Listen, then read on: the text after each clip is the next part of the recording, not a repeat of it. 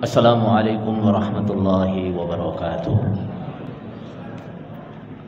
Innal hamdalillah nahmaduhu wa nasta'inuhu wa nastaghfiruh wa na'udzu billahi min shururi anfusina wa sayyiati a'malina. Man yahdihillahu fala mudilla lahu wa man yudlil fala hadiya lahu. Asyhadu an la ilaha illallah wahdahu la syarika lah wa asyhadu anna Muhammadan abduhu wa rasuluh sallallahu alaihi wa ala alihi wa ashabihi wa man tabi'ahum bi ihsanin ila yaumiddin wa sallama tasliman katsira. Amma ba'd. Alhamdulillah, sampai detik ini Allah Subhanahu wa taala senantiasa melimpahkan nikmatnya kepada kita semuanya. Termasuk diantaranya adalah kesempatan, kesemangatan, kekuatan, waktu yang Allah berikan untuk kita bertalabul ilmi, bertafaqquh dalam agama kita. Saudara sekalian, mungkin tadi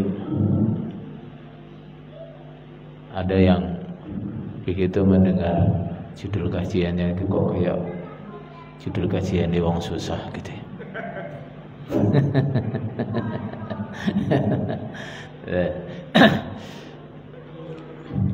Gini saudara sekalian,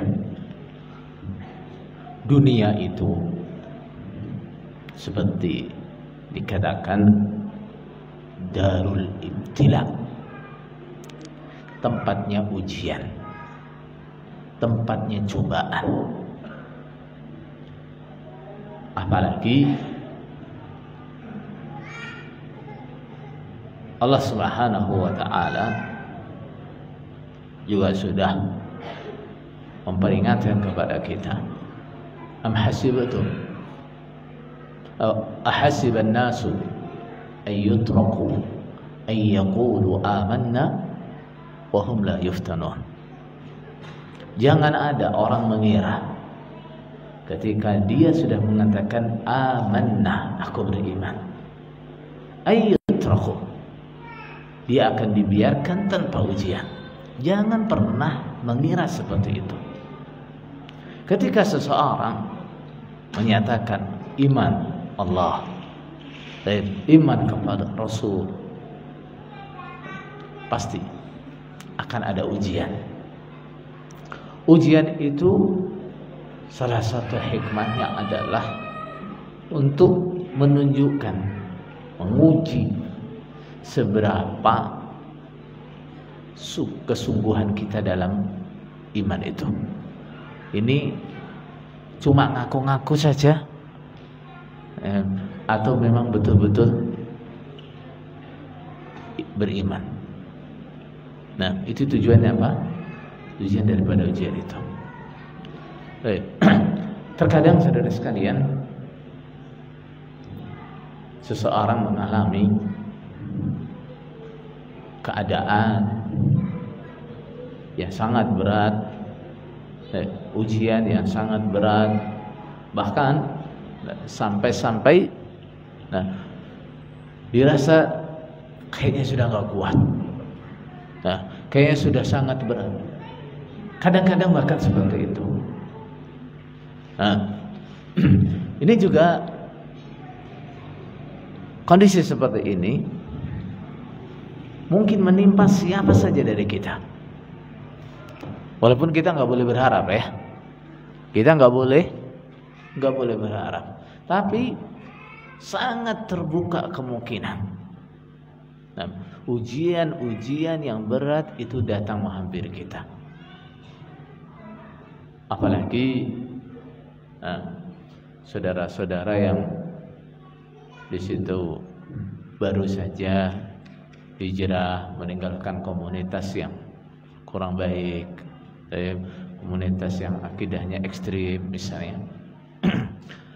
Hijrah dari situ sangat mungkin akan mengalami ujian yang berat.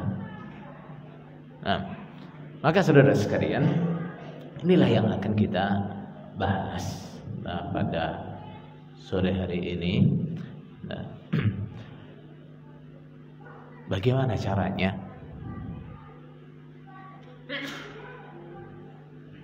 supaya pertolongan itu segera datang?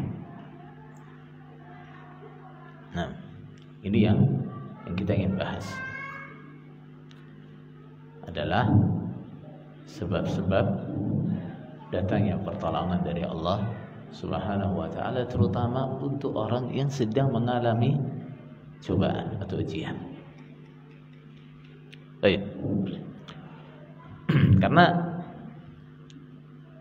sudah menjadi hal yang lumrah dan pasti, ketika orang mendapatkan ujian, yang dia tunggu adalah pertolongan.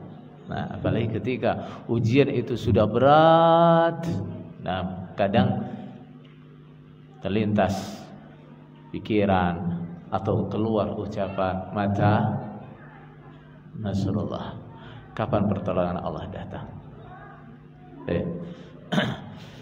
Nah, tentunya kita tidak bisa berharap pertolongan tanpa melakukan sebab. Tanpa melakukan sebab. Nah, sebab yang paling awal, nah, yang harus kita wujudkan dalam diri kita ketika kita berharap segera datangnya pertolongan adalah kita melihat bagaimana ketakwaan kita kepada Allah Subhanahu wa ta'ala. Nah, karena Allah telah berfirman, "Wa may yattaqillaha yaj'al lahu makhraja." Nah, barang siapa yang takwa kepada Allah, Allah pasti memberi dia jalan keluar. "Wa may yattaqillaha yaj'al lahu min amrihi yusra." Barang siapa yang bertakwa kepada Allah, maka Allah akan memberikan kemudahan dari urusannya. Apa artinya takwa itu? Takwa itu dari kata wiqayah, yang artinya pelindung. Maksudnya gimana? Orang yang takwa, dia melakukan pekerjaan-pekerjaan yang menjadikan dirinya terlindung dari murka Allah. Sehingga ketika ulama mendefinisikan hakikat takwa adalah mengerjakan perintah-perintah Allah dan menjauhi larangan-larangannya. Ini namanya takwa. Ada lagi ketika ulama ditanya, apa artinya takwa? Nah, maka jawabannya dia tuangkan dalam sebuah bait. Gimana? Khallidz dzunuba saghiraha wa kabiraha dzaka tuqa. Tinggalkan semua dosa, baik dosa yang besar maupun dosa yang kecil. Itulah namanya takwa. Wa kun kamashin. Nah, jadilah engkau seperti orang yang berjalan bi ardi syaukatin. Nah, di tanah, di jalan yang banyak durinya. Yahdharu ma yara. Dia akan berhati-hati karena apa yang dia lihat. Banyak duri di situ, dia hati-hati supaya dia tidak menginjak duri itu. Ini artinya takwa. Nah, jadi saudara sekalian, apabila kita sudah merasa cobaanku sudah berat, kok pertolongan belum datang, misalnya, atau bahkan mungkin ada yang sampai menggerutu kapan Allah menolong, mana janji Allah dan seterusnya. Ini yang kita pertanyakan terlebih dahulu. Ya, bagaimana ketakwaan kita? Sebelum kita menggerutu, mengeluhkan pertolongan yang lambat datang, sebelum kita menggerutu apalagi sampai mengatakan mana keadilan Allah, mana kasih sayang Allah, kita tanya dulu diri kita. Ketika Allah perintah, kita ada di mana? Ketika Allah melarang, kita ada di mana? Nah, jangan sampai kita menggerutu. Baca cobaan banyak, cobaan berat, pertolongan gak datang-datang. Tapi ketika Allah perintah kita hilang. Nah, ketika Allah melarang justru kita hadir selalu di situ.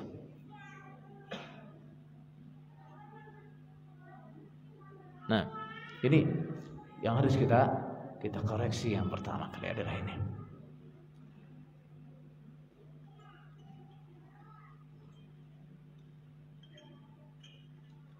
Seringkali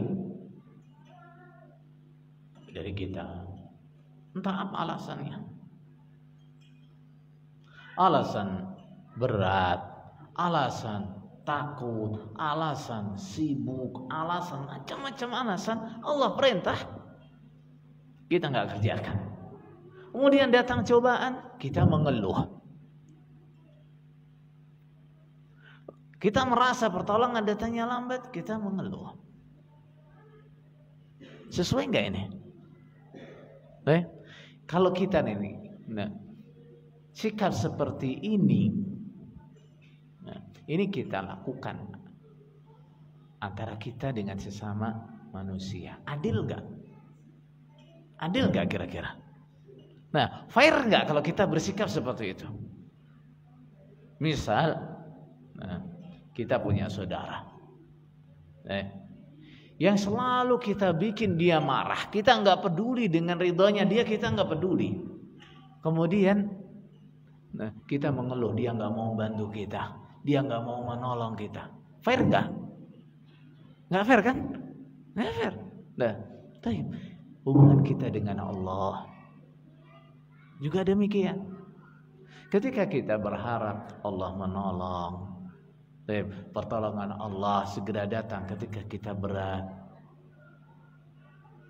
Sementara terhadap perintah-perintah Allah kita nggak peduli. Terhadap larangan-larangan Allah kita juga nggak peduli.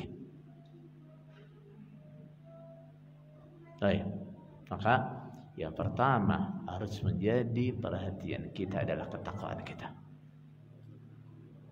Nah, ketakwaan yang harus menjadi kebiasaan kita, karakter kita sehari-hari sebelum datangnya cobaan. Sebelum datangnya cobaan. Nah, orang-orang yang muttaqi, yang bertakwa. Nah, ketika dia menerima cobaan, menghadapi cobaan, pertolongan akan lebih dekat dari dia. Itu yang pertama. Yang kedua adalah seperti yang disabdakan oleh Rasulullah sallallahu alaihi wasallam, ta'arraf ila Allah fi ar-rakha ya'rifka fi syiddah. Perkenalkan dirimu atau kenali Allah di saat keadaan rakha. Rakha itu apa? Keadaan mudah, keadaan enak, keadaan gak ada cobaan, keadaan ringan, keadaan aman, keadaan sehat. Ini namanya apa? Rakha. Nah, saat keadaan rakha, kenali Allah. Apa yang dimaksud mengenal Allah di sini? Mengenal Allah artinya mengerti hak-haknya Allah apa. Kita tetapi apa hak-haknya Allah. Banyak zikir, banyak doa, banyak ibadah sunnah di saat-saat apa? Keadaan kita mudah, di saat keadaan kita sehat, di saat ekonomi kita bagus, di saat kita nggak ada cobaan, nggak ada ujian. Banyak zikir, banyak doa, banyak amal saleh. banyak ibadah, ya'rifka fi syiddah, maka dalam keadaan berat Allah akan mengenalmu. Artinya apa? Allah akan menolongmu. Seperti dalam hadis lain, ihfazillaha yahfazka. Jagalah Allah, maka Allah menjagamu. Ihfazillaha tajidhu tujahaka. Jagalah Allah, maka engkau akan menjumpai Allah di depanmu.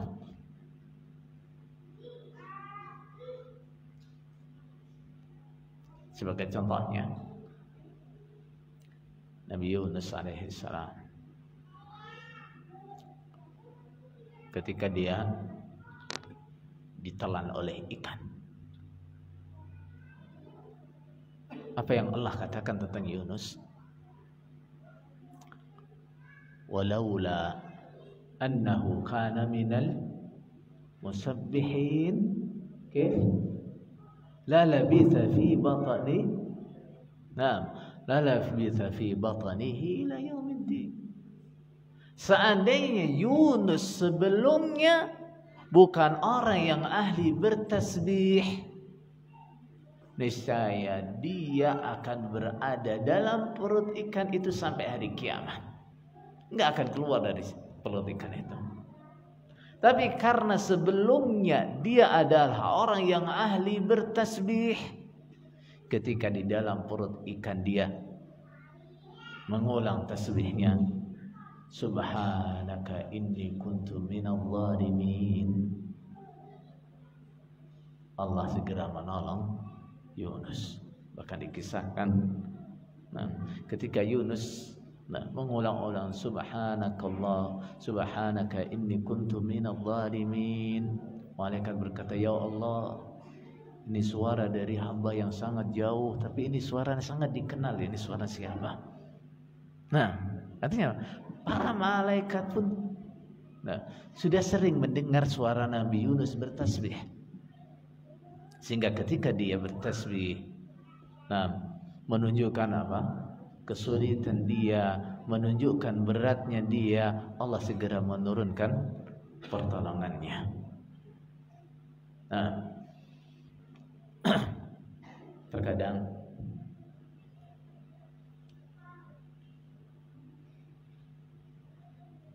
orang itu tidak ingat Allah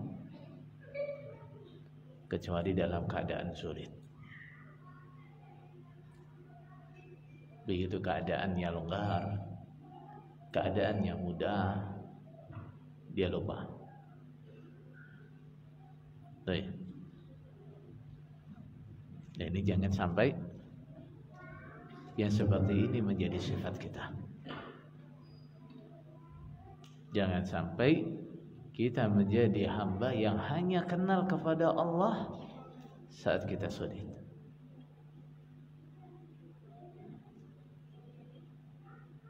Kalau kita hanya mengenal Allah ketika kita sulit, hanya ingat Allah ketika sulit, maka jangan mengeluh.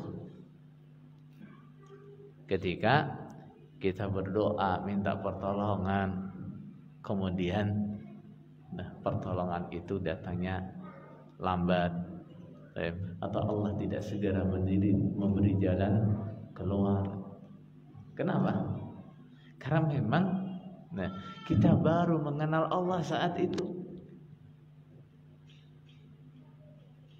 Kita saja dengan sesama manusia, kalau ada orang yang sebelumnya nggak pernah komunikasi dengan kita, nggak pernah dekat sama kita, terus tiba-tiba dia datang minta tolong, pinjam duit, dan sebagainya, gimana respon kita?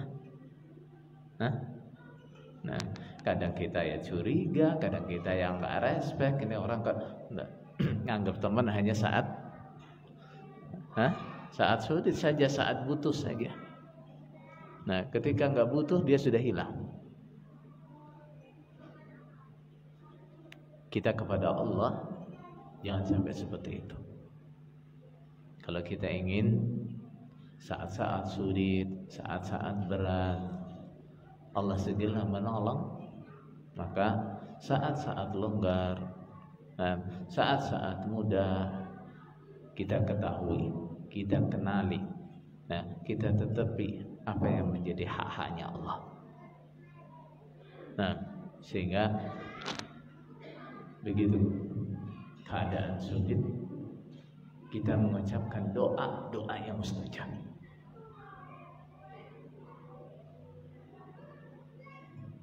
Doa itu ibaratnya senjata, ibaratnya pedang, yang apabila dia lebih sering diasah, maka dia akan semakin tajam. Setiap saat dia akan siap dipakai. Setiap saat dia siap dipakai. Nah, berbeda dengan orang yang jarang doa, jarang zikir. Ketika dia butuh doa yang mustajab, doanya seperti apa? Doanya seperti pedang yang tumpul. Nah, nggak bisa dipakai. Maka ingat Allah, kenali haknya Allah ketika kita dalam keadaan apa? Keadaan sulit. Nah, ketika kita dalam keadaan mudah, kenali Allah. Nah, ngerti dengan hak-haknya Allah. Nah, kemudian yang ketiga adalah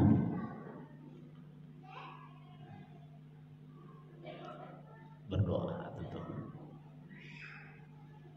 segera meminta tolong ketika kita mengalami kesulitan. Nah, ketika kita mengalami kesulitan, langsung ingat Allah. Ini yang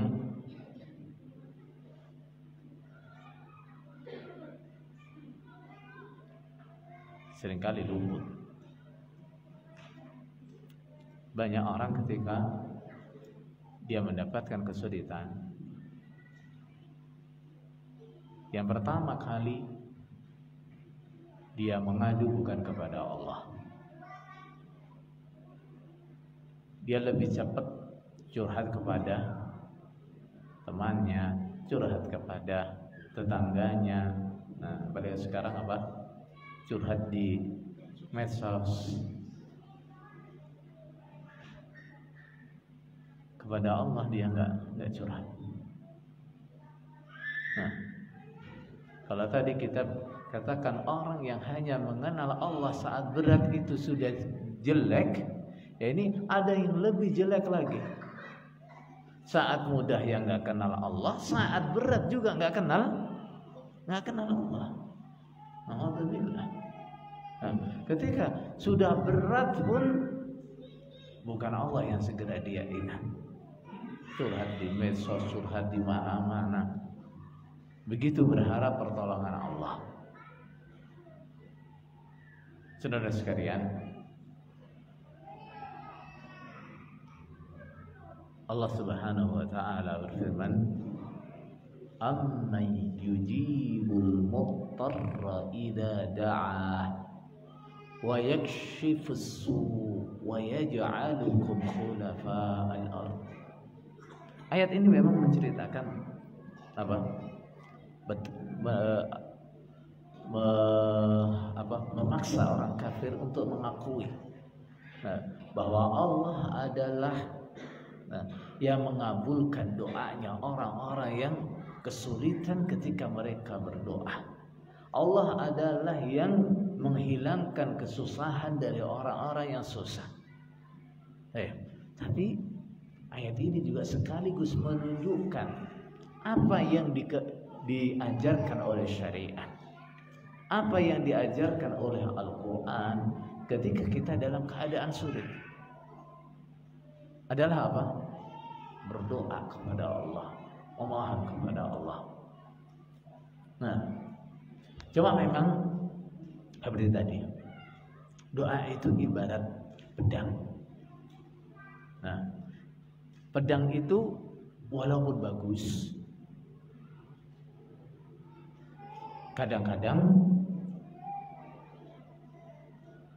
juga tidak manfaat. Karena apa? Karena yang memainkan nggak bisa. Sehingga seperti yang dijelaskan oleh Ibnu Qayyim rahimahullah ta'ala, keadaan doa bersama dengan cobaan, artinya ketika orang mendapatkan ujian, doa dia itu nanti akan seperti apa? Nah, ada 3 kondisi. Yang pertama adalah doanya lebih kuat daripada ujiannya. Nah, doanya lebih kuat daripada ujiannya. Walaupun ujian dia berat, tapi dia sebelumnya banyak doa. Nah, sebelumnya sangat mengenal hak-haknya Allah. Begitu cobaan datang, dia doa langsung terkabul. Kenapa tuh? Doanya lebih kuat daripada cobaannya. Yang kedua, doanya lebih lemah daripada cobaannya. Cobaan dia berat, dia jarang doa, jarang zikir, kenal Allah ya saat itu saja. Gimana kalau kita misalnya mau memanah, terus karetnya panah itu, apa namanya karetnya itu? Talinya. Nah, tali busurnya itu kendor gitu. Gimana kira-kira? Panahnya kira-kira bisa melompat kencang apa enggak kira-kira? Lemah gitu, maklek gitu. Ya enggak? Sama. Kita misalnya ada cobaan berat, terus doa kita lemah. Nah, doa ini ya baru kita biasakan saat itu misalnya. Ya nggak bisa menolak cobaan yang menimpa kita. Ya terkadang memang bisa meringankan cobaannya. Tapi ini kondisi apa? Doanya lebih lemah daripada cobaannya. Yang ketiga, kondisinya adalah ada penghalang. Ada apa? Penghalang. Nah, yang menghalangi doa dia dari ijabah. Seperti apa misalnya? Nah, seperti yang diceritakan oleh Rasulullah Sallallahu Alaihi Wasallam. Gimana? Ada orang yang keadaan safar, rambutnya kusut, badannya berdebu. Ini artinya apa nih? Sudah lama keadaan safar. Musafir apalagi yang sudah lama dalam safar itu doanya mustajabah. Nah, kemudian dia mengangkat tangannya berdoa, ya Allah, ya Allah, ya Allah. Nggak dikabulkan. Kenapa? Rasulullah mengatakan, wa mat'amuhu haram, wa malbasuhu haram, wa ghadhiya biharam. Yang dia makan haram, yang dia pakai haram, dan gizinya haram. Fa'anna yustajab lahu. Mungkin nggak doanya dikabulkan kayak gitu.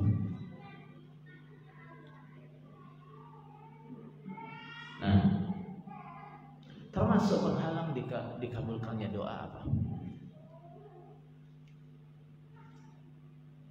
Doanya mengandung unsur apa?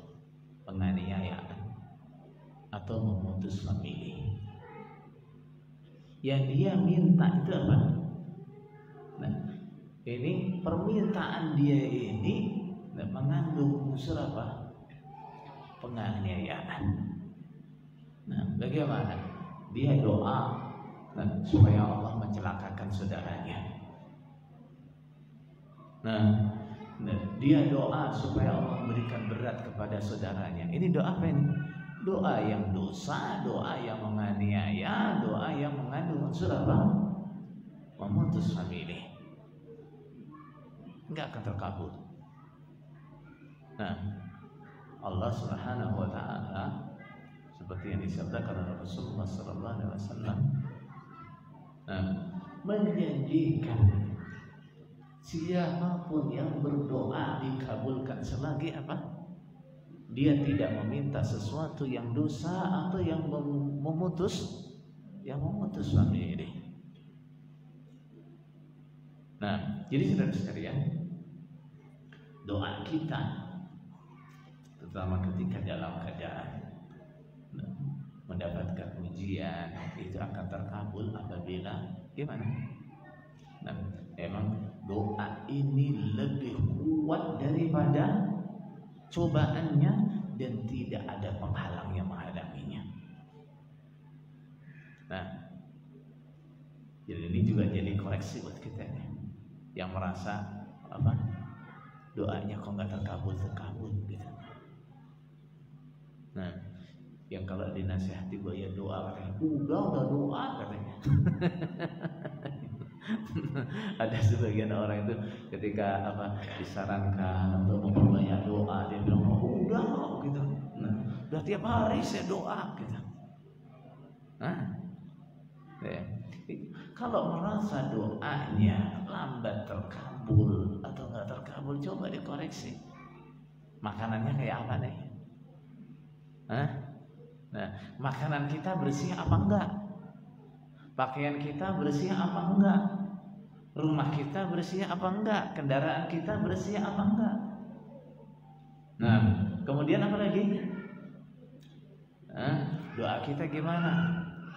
Bagus apa enggak? Nanti doanya memang mengandung unsur dosa, mengandung unsur memutus famili. Nah, termasuk yang menjadi penghalang dikabulkannya doa adalah apa? Tergesa-gesa. Rasulullah mengatakan yustajabu li ahadikum ma lam yasta'jil. Doa kalian pasti akan dikabulkan selagi dia tidak tergesa-gesa. Nah, bagaimana dia tergesa-gesa? Nah, dia mengatakan da'autu wa lam yustajab li. Aku sudah berdoa, tiap hari aku udah doa, tiap malam aku udah doa, tapi belum dikabulkan sampai sekarang. Ini namanya tergesa-gesa. Nah, ini penghalang dosa.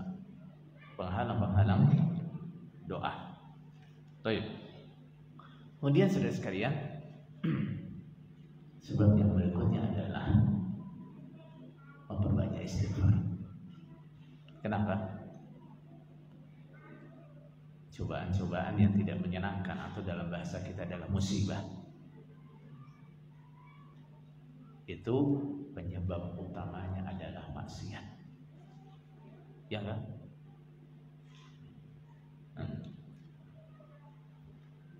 Apa firman Allah?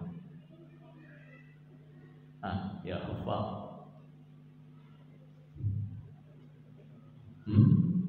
Wama asabakum min musibatin fabima kasabat aydikum wa ya'fu an katsir. Tidak ada satu pun musibah yang menimpa kalian, ma asabakum min musibatin. Nah, tidak ada satu pun musibah menimpa kalian. Semua musibah yang menimpa kalian fabima kasabat aidikum, penyebabnya adalah kesalahan kalian. Penyebabnya adalah kesalahan kalian, setiap musibah. Nah, makanya ketika Nabi Nuh menasihati atau berdakwah kepada umatnya, gimana? Apa yang dia katakan? Faqul tastaghfiru rabbakum innahu kana ghaffara yursilis samaa'a 'alaikum midrara wa yumdidukum bi amwalin wa banin wa yaj'al lakum jannatin wa yaj'al lakum anhara. Nah, aku katakan kepada mereka, istaghfiru rabbakum, memohonlah pengampunan kepada Rabb kalian, innahu kana ghaffara. Kemudian Allah, nah, atau Nabi Nuh melanjutkan, yursilis samaa 'alaikum bidrara, maka Allah akan menurunkan hujan yang lebat. Kita juga begitu biasanya. Ketika kita akan sholat istisqa, nah, kita diperintahkan untuk apa? Untuk memperbanyak istighfar. Karena apa, saudara sekalian? Nah, lambatnya hujan termasuk penyebabnya adalah apa? Dosa. Ada bencana, baik itu yang menimpa pribadi seseorang atau menimpa secara umum, pasti penyebabnya adalah dosa. Penyebabnya adalah dosa. Sudah. Nah, Allah mengatakan begitu. Wa ma asabakum min musibatin fa bima kasabat aydikum. Musibah apapun menimpa kalian, penyebabnya adalah dosa kalian. Wa ya'fu an katsir. Akan tetapi banyak dosa yang Allah maafkan. Artinya ketika kita nggak pernah atau merasa nggak pernah dapat musibah, jangan kira oh berarti saya nggak ada dosa nih. jangan mengira begitu. Kenapa? Dosa yang Allah maafkan lebih banyak, lebih banyak. Nah, setiap musibah yang mengenai kita dipastikan penyebabnya adalah dosa. Tapi dosa yang Allah tidak menurunkan hukuman sebabnya itu lebih banyak. Nah, maka ketika kita mendapatkan cobaan yang berat atau mendapatkan musibah, kalau kita ingin cobaan ini segera berlalu, Allah segera mendatangkan jalan keluarnya, yang harus kita lakukan adalah apa? Memperbanyak istighfar, bertaubat kepada Allah Subhanahu wa taala. Nah, kemudian sebab berikutnya adalah tawakal. Tawakal kepada Allah. Apa tawakal itu? Tawakal itu sidqul i'timad 'ala Allah azza wa jalla. Nah, benarnya atau jujurnya, besar bersandarnya seseorang kepada Allah Subhanahu wa taala. Yang dia andalkan itu hanya Allah. Kalau orang Jawa bilang yang dijaga nih hanya Allah, itu namanya tawakal. Nah, baik itu fistijlabil masalih, ketika kita berharap mendapatkan keuntungan, kemaslahatan, atau wadaf'il madar. Nah, kita berharap ada bahaya yang ditolak dari kita. Nah, kita berharap sesuatu kebaikan, kita berharap sesuatu manfaat, kemudian yang kita andalkan hanya Allah Subhanahu wa taala. Nah, itu namanya tawakal. Kita mengkhawatirkan suatu bahaya, suatu kerugian menimpa kita, kemudian yang kita andalkan hanya Allah Subhanahu wa taala, itulah tawakal. Nah, orang yang tawakal kepada Allah, Allah menjanjikan apa? Wa may yatawakkal 'ala Allahi wa huwa hasbuh. Orang yang bertawakal kepada Allah, maka Allah yang akan mencukupinya. Saudara sekalian, ketika kita hendak menyerahkan urusan kita kepada seseorang, biasanya apa yang menjadi pertimbangan kita? Yang pertama adalah dia paham nggak dengan urusan kita. Misal, saya ini punya usaha dagang misalnya. ketika saya akan menyerahkan usaha saya ini kepada seseorang, pasti saya akan apa? Yang saya pertimbangkan adalah apa? Dia ini ngerti dengan dagang apa enggak? Nah, bisa dagang apa? Kalau dia nggak ngerti dengan apa ilmunya dagang, ya saya takut menyerahkan ke dia. Yang kedua adalah dia mampu apa enggak? Dia sarjana ekonomi, nah, orang yang ahli dagang, tapi kondisi dia sekarang lemah. Nah, jangankan ngurusi dagang, nah, dia bangun dari tempat tidur saja nggak mampu, misalnya. Atau jangankan mau ngurusi apa usaha saya, nah, dia sudah apa waktunya sudah habis dengan urusan dia. Saya mau serahkan ke dia apa enggak? Enggak. Yang ketiga apa? Kesetiaan dia kepada kita. Bisa enggak dia kita percaya? Nah, bisa enggak dia kita percaya? Begitu kan? Nah, ketika kita pasrah kepada orang yang memenuhi kriteria seperti ini, kemungkinan berhasil. Ya enggak? Kemungkinan berhasil. Nah, sekarang pertanyaan, siapa yang lebih paham, lebih mengerti dengan keadaan kita? Siapa? Allah. Siapa yang lebih paham, lebih mengerti dengan masalah kita? Allah. Siapa yang lebih mengerti dengan kemaslahatan kita? Yang baik buat kamu ini, yang ini nggak baik buat kamu. Siapa yang paling ngerti itu? Allah.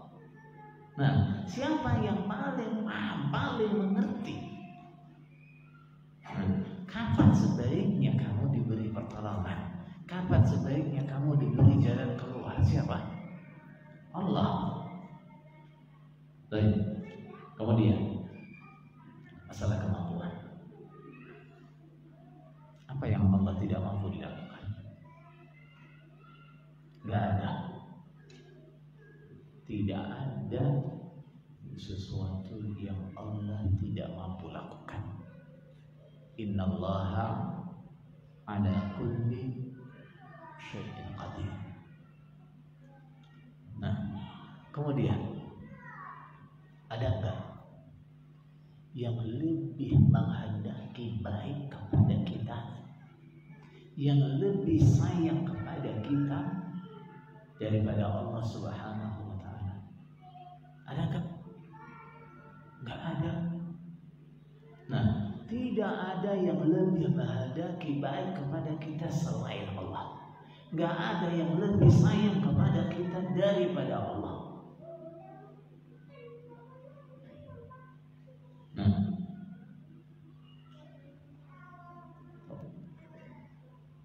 Bahkan ketika Allah memberi kita ujian, memberi kita musibah, itu kenapa? Karena Allah sayang kepada kita. Kadang-kadang karena latifnya Allah,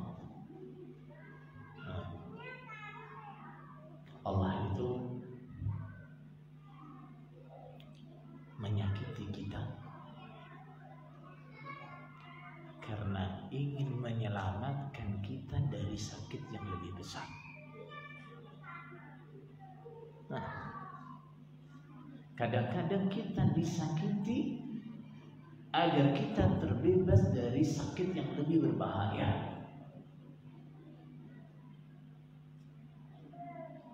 Nah, seperti apa misalnya?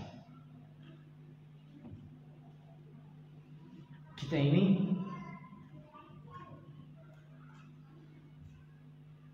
sedang menderita Penyakit apa?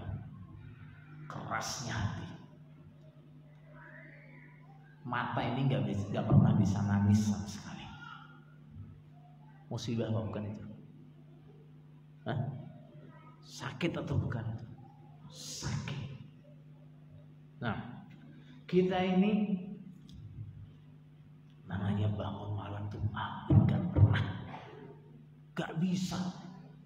Penyakit apa bukan itu? Penyakit.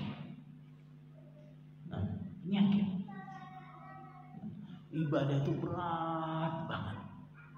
Tapi kalau diajak senang-senang, diajak berbuat dosa, buat maksiat, semangat. Sakit atau bukan itu? Sakit. Nah, cuma biasanya nggak kita anggap sebagai sakit. Ini sakit bahaya. Nah, yang menjadikan kita jauh dari Allah. Kemudian agar penyakit ini sembuh, Allah menyakiti kita. Nah, kita diberi ujian apa? Sakit misalnya. Begitu apa? Check up atau kontrol kesehatan misalnya. Nah, di situ dapat kesimpulan apa? Jantungnya itu mengalami apa namanya biasanya? Pembekaan. Jantungnya itu apa? Mengalami penyumbatan. Ini sudah sampai 60% misalnya. Gimana rasanya? Biasanya stres kan gitu. Jadi pikir.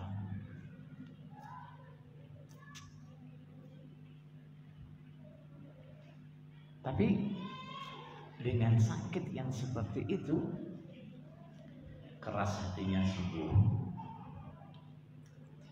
Yang asalnya hari-hari ya cuma senang-senang,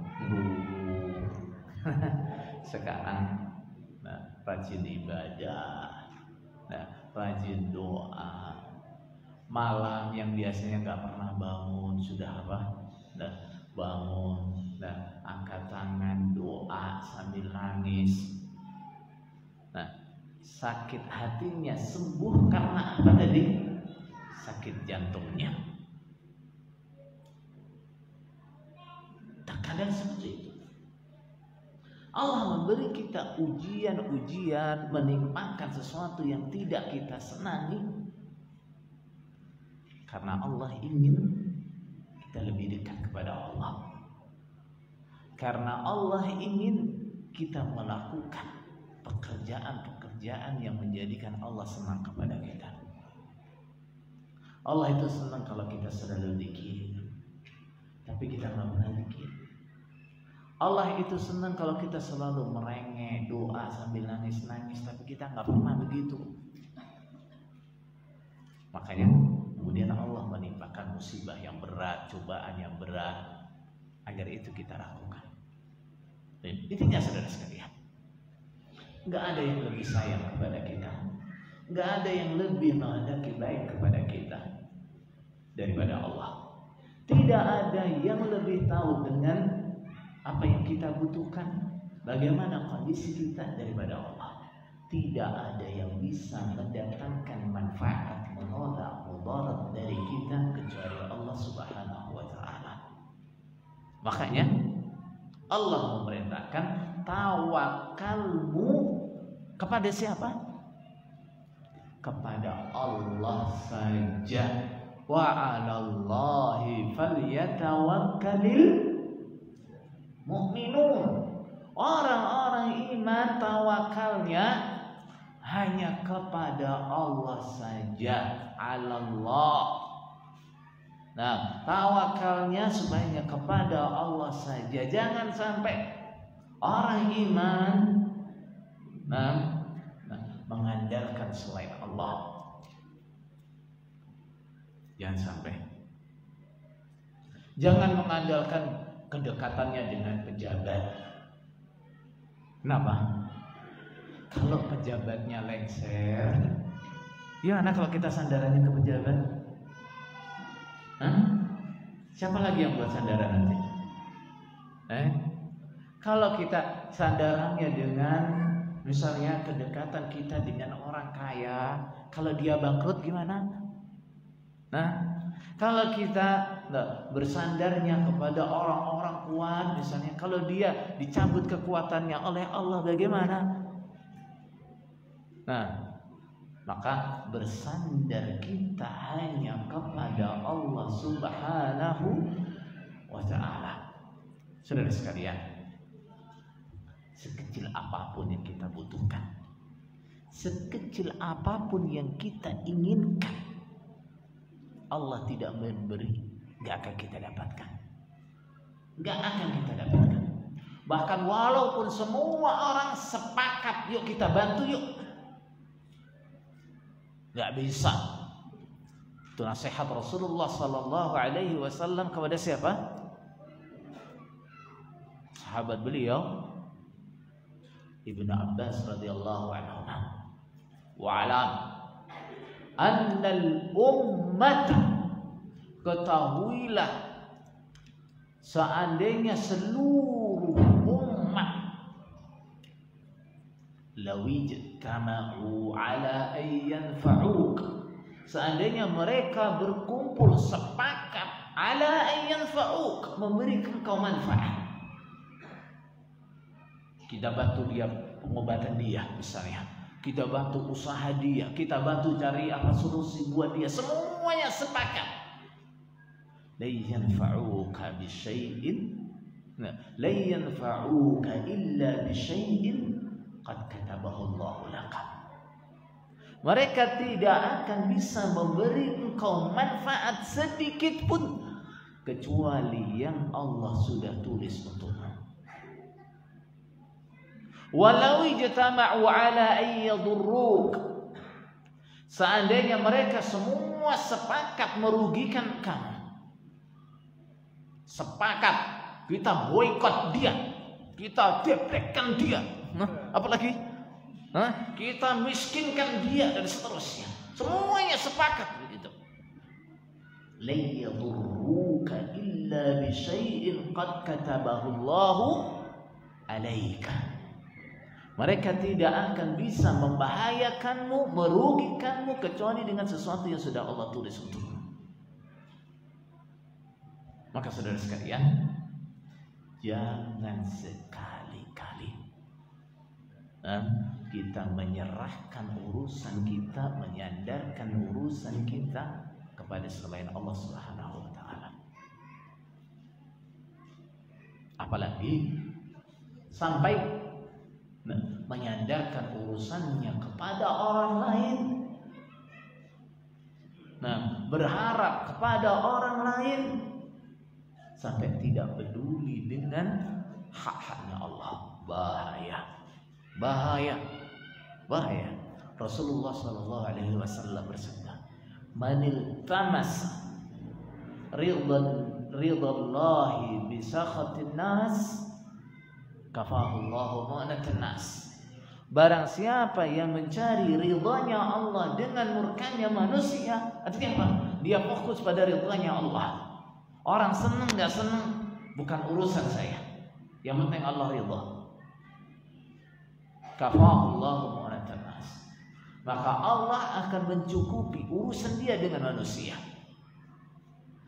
Urusan orang yang nggak senang, Allah yang mencukupi. Urusan orang yang menggegeri, Allah yang mencukupi. Urusan orang yang memusuhi, Allah yang mencukupi.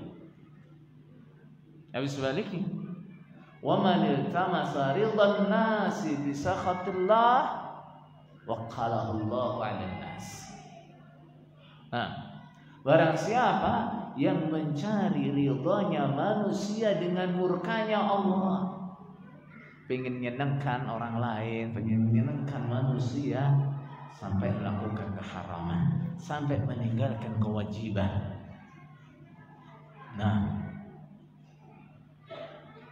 Bagaimana? wakallahu ilan nas. Allah akan serahkan dia kepada manusia. Allah gak akan menolak. Allah gak akan menolak.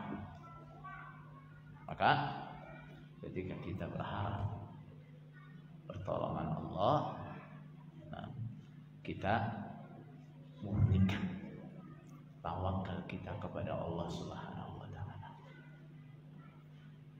Nah, kita serahkan kepada Allah Subhanahu wa taala.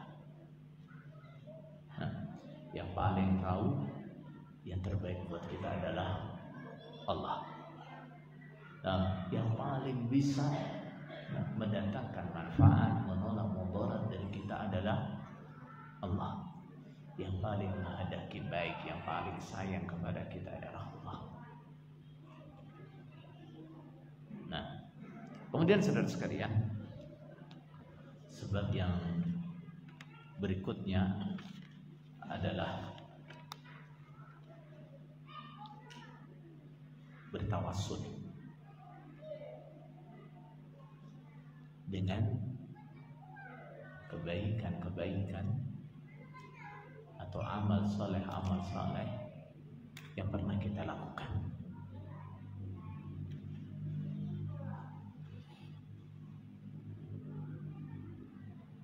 Dalam sebuah hadis Rasulullah sallallahu alaihi wasallam menceritakan pernah ada 3 orang yang sedang safar. Ketika turun hujan, mereka berlindung ke dalam gua. Tiba-tiba ada batu besar menutup pintu guanya. Sudah, mereka semuanya yakin gak akan bisa membuka pintu gua ini, gak akan bisa.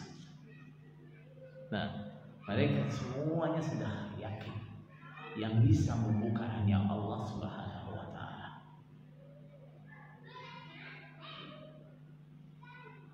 Akhirnya mereka saling memberikan nasihat, memberikan saran.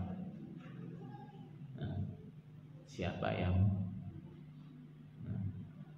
sebelumnya mengerjakan amal saleh yang dia harapkan itu diterima oleh Allah, coba sebutkan amalan yang paling dia harapkan diterima oleh Allah Subhanahu wa taala. Akhirnya yang pertama berdoa dengan apa? Kebiasaan dia birrul walidain, bakti dia kepada kedua orang tuanya. Baik, pengalaman dia dalam birrul walidain yang paling bisa dia harapkan di hadapan Allah. Nah, kalau boleh orang bangga, yang paling dia banggakan apa itu? Diceritain, ya Allah, suatu saat saya harus pergi jauh untuk hajat saya, untuk keperluan saya,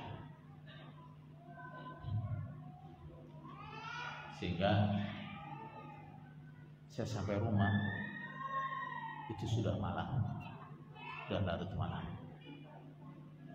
Begitu saya sampai rumah, kedua orang tua saya sudah tidur.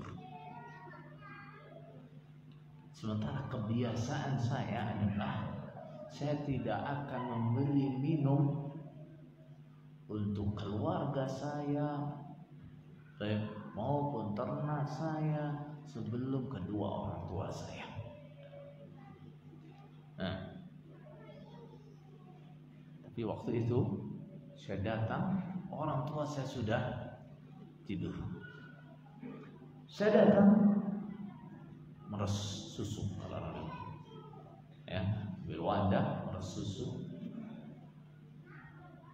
Selesai meres susu, orang tua sudah tidur, saya nggak mau bangunkan mereka. Saya nggak mau sedikit pun mengganggu tidurnya. Akhirnya saya berdiri terus nunggu sampai orang tua saya bangun. Anak saya nangis, minta minum, saya nggak kasih sampai bapak ibuku minum. Tapi saya juga nggak mau membangunkan bapak ibuku. Saya nggak mau ganggu tidurnya sedikit saja, nggak mau. Saya berdiri terus sampai pagi orang tua saya baru bangun. Luar biasa kan? Kemudian dia katakan, ya Allah, seandainya engkau melihat bahwa perbuatan itu aku lakukan karena Allah, maka bukakan untuk kami. Nah, akhirnya Allah bukakan pintu gua itu sedikit, tapi mereka masih belum bisa keluar. Nah, batunya geser sedikit. Nah, yang kedua, dia berdoa, ya Allah, saya itu punya sepupu, kalau bahasa kita, anak perempuannya paman, cantik. Nah, perempuan yang paling saya cintai dia ini. Nggak ada perempuan yang lebih menarik bagi saya daripada dia. Namanya anak muda. Kemudian apa? Ada godaan buat berbuat maksiat. Saya rayu dia. Saya aja maksiat, dia nggak mau. Suatu hari dia mengalami kesulitan. Kalau istilah orang sekarang, lagi butuh duit, dia lagi butuh duit.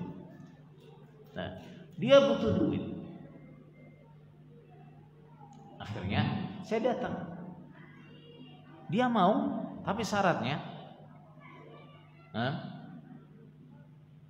saya harus mendatangkan atau memberi dia 60 dinar. Berapa banyak?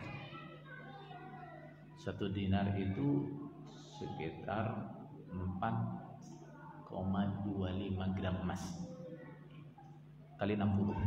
Hitung sendiri, saya nggak pintar matematika soalnya. Nah, kalau saya ngitung nanti kelamaan. Baik.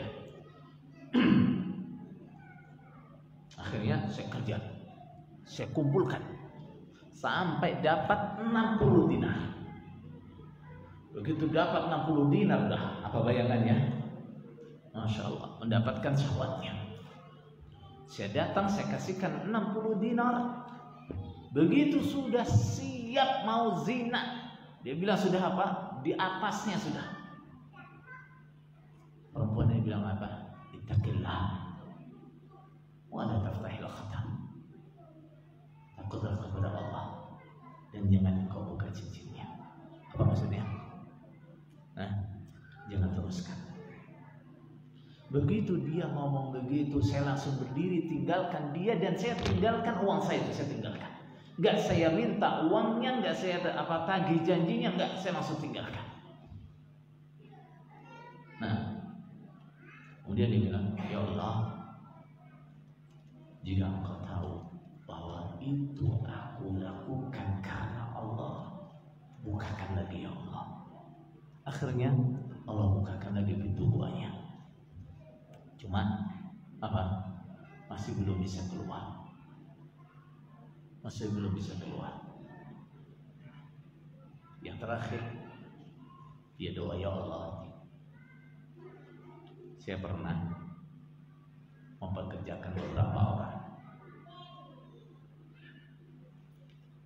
Dari semua orang-orang yang kerja, sudah saya berikan haknya, kecuali 1 orang. Yang satu ini waktu saya bayar, dia nggak terima. merasa apa? Kurang. Dia tinggalkan upahnya. Akhirnya upahnya dia tadi saya kembangkan. Saya kembangkan sampai bisa saya belikan sapi, pengembalanya. Suatu saat dia datang lagi menagih upahnya. Begitu dia datang menagih haknya, saya bilang, ambil ini sapi dan pengembalanya. Dia bilang, jangan menghina kamu. Saya bilang, enggak, ini milikmu, ambil. Dan dia ambil, dia bawa pergi. Ya Allah, bila Engkau mengetahui itu aku kerjakan. Nah, karena Allah, maka bukakan lagi ya Allah. Akhirnya Allah membukakan lagi sampai terbuka semuanya. Ini saudara sekalian, mengajarkan kepada kita bahwa ketika kita berdoa, terutama dalam keadaan sulit, ya, dalam keadaan sulit, kepepet, salah satu senjata yang bisa kita andalkan supaya doa kita cepat terkabul adalah apa? Bertawassul. Nah, bertawassul dengan amal soleh. Bertawassul dengan apa? Amal soleh. Sebutkan kebaikan amal soleh yang pernah kita kerjakan karena Allah. Yang kita yakin ini adalah amal yang diterima oleh Allah. Sebutkan itu ketika doa. Nah, kemudian termasuk cara supaya doa kita mustajabah adalah memperbanyak salawat untuk Rasulullah sallallahu alaihi wasallam. Rasulullah sallallahu alaihi wasallam pernah bersabda, Allah mengatakan, barang siapa yang membaca 1 kali salawat untuk Rasulullah sallallahu alaihi wasallam, maka Allah akan memberi dia 10 kali salawat. Nah, kemudian ada orang yang mengatakan, kalau begitu ya Rasulullah, saya akan menjadikan seluruh doa saya adalah salawat. Ini namanya doa apa ini? Doa itu ada 2 macam ya. Nah, doa itu ada 2 macam. Yang pertama adalah doa ibadah. Nah, yang kedua adalah doa masalah. Nah, doa ibadah itu apa? Nah, doa ibadah adalah ibadah-ibadah kita. Nah, ibadah-ibadah kita. Termasuk kita membaca salawat untuk Rasulullah sallallahu alaihi wasallam. Itu sama dengan doa. Gitu ya. Nah, ketika orang membaca salawat, Allah menjanjikan apa buat dia? Nah, dia baca itu karena ingat janji Allah, berarti apa?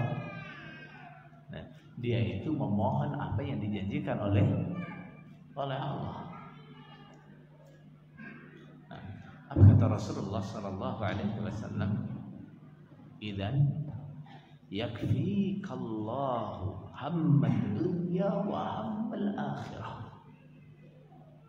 Kalau itu kamu lakukan, Allah akan mencukupimu dari hammad dunya. Ham itu apa? Ham itu sesuatu yang menjadikan kita susah kepikiran terus. Itu namanya apa? Ham. Nah, ham. Nah, sesuatu yang terus membebani pikiran kita itu namanya apa? Ham.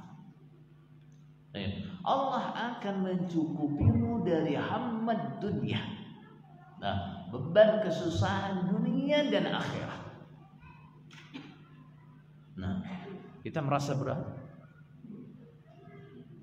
Nah, baca salawat yang banyak. Baca salawat yang banyak, doa. Allahumma salli ala Muhammad wa ala ali Muhammad. Allahumma salli ala Muhammad wa ala ali Muhammad kama sallaita ala ali Ibrahim innaka Hamidum Majid. Wa barik ala Muhammad wa ala ali Muhammad kama barakta ala ali Ibrahim innaka Hamidum Majid. Ini silat salawat yang paling utama adalah salawat Ibrahimiyah namanya. Nah, salawat Ibrahimiyah. Nah, banyak baca salawat. Kemudian saudara sekalian, salat. Nah, salat. Allah Subhanahu wa taala berfirman, "Wasta'inu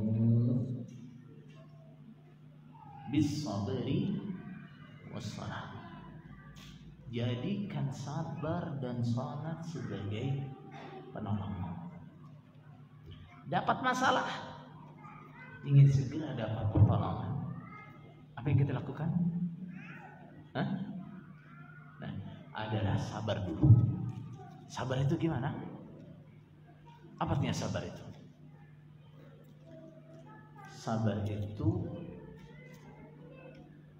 arti asalnya adalah habs, menahan diri. Tapi yang dimaksud adalah apa?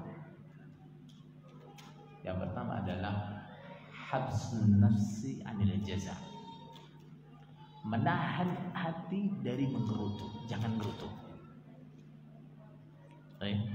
Yang kedua apa? Wa habsul lisan anil tasakhut. Nah, tahan lisannya, jangan sampai mengeluh. Nah, kemudian menahan anggota badannya, tangannya, kakinya ditahan, jangan sampai mengerjakan apa yang Allah tidak senang. Itu namanya apa? Sabar. Nah, kita dapat masalah, ingin segera ditolong, sabar dulu, sabar. Berat loh, iya memang sabar itu berat. Sabar itu berat. Nah, makanya pahalanya besar. Ya. Balasannya orang sabar besar. Bahkan surga tidak akan diraih kecuali oleh orang-orang yang sabar. Wa ma yulaqaha illa sabirun.